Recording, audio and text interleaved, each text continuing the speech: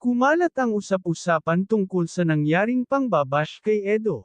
Hindi ito pinalampas ni Kuya Rab, kilala siya bilang tahimik pero matindi kapag napuno.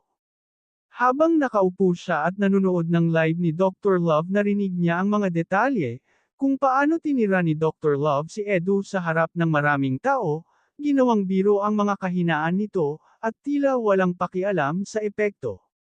Unti-unting nag-init ang ulo ni Kuya Rab. Para sa kanya, iba na yun, hindi na simpleng kantsawan, kundi paninira na.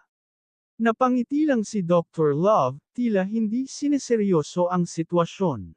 Totoo naman yung sinabi ko, Kuya Rab. Bakit, masakit ba? Doon na napikon si Kuya Rab. Hindi lahat ng totoo, kailangan mong ipamuka sa ganung paraan, sagot niya, bahagyang tumaas ang boses. May respeto pa rin dapat. Hindi mo alam kung anong pinagdadaanan ng tao. Nagpatuloy si Kuya Rab, kung may problema ka sa kanya, kausapin mo ng maayos. Hindi yung ginagawa mong katatawanan sa harap ng iba. Hindi yan pagiging totoo, kundi pagiging mapanakit. Sa huli, napabuntong hininga si Kuya Rab at huminahon. Ayusin natin to. Hindi tayo dapat nagbabangayan ng ganito. Mas importante pa rin ang respeto kaysa sa kahit anong opinyon. Sa araw na iyon, hindi lang galit ang nanaig, kundi ang paalala na ang salita, kapag ginamit ng mali, kayang makasakit ng higit pa sa inaakala. At minsan, kailangan ng isang Kuya Rab para ipaalala kung saan dapat tumayo. Silang ganun kalaking kasalanan. Alam niyo po kung kanino sila may sobrang bigat na kasalanan. Alam niyo po kung kanino. Sabihin niyo, comment niyo kung kanino sila may sobrang bigat na kasalanan. Comment niyo po dyan. Yan. Tama. Kay Edu. Grabe yung ginawa nila kay Edu. Isipin nyo dati, ganyan yan, ganyan po yan kay Edu, ganyan. Ganyan na ganyan po yan kay Eds. Panahon pa ni Reyna, ni Erica, gamit na gamit si Edu. Puro thumbnail pagmumukha ni Eds.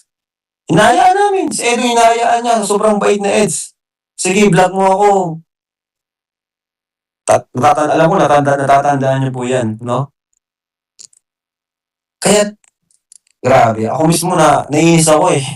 Paano niyo nagawa yan kay Insan Eds? Sobrang bait pa nga ni Edu. Sobrang nananahimik pa siya. Sobrang bait pa niya sa inyo.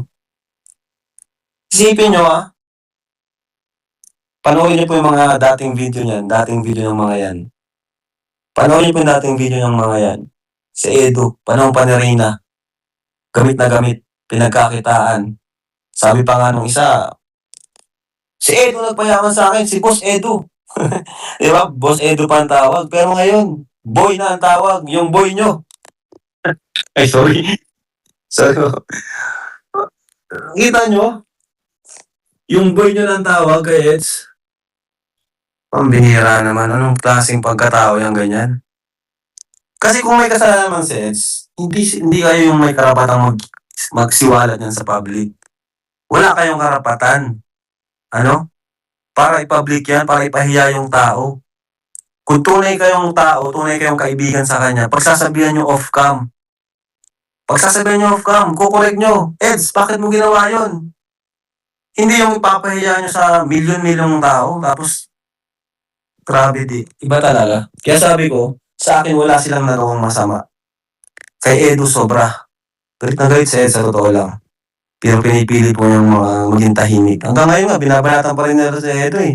Durog na durog si Edu sa kanila eh. Hindi si Edu sumasagot. Pero, sobrang galit na galit yun si Eds.